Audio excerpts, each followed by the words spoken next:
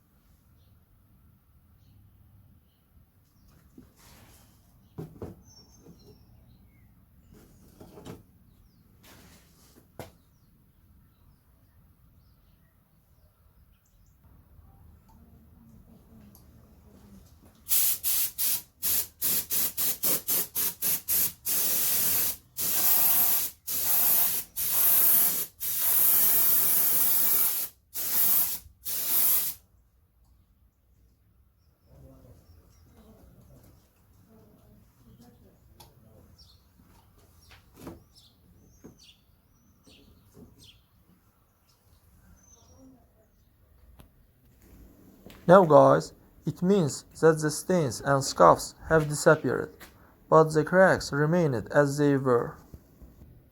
If anyone knows a way to seal a crack, write below in the comment and we will film the next video on the topic.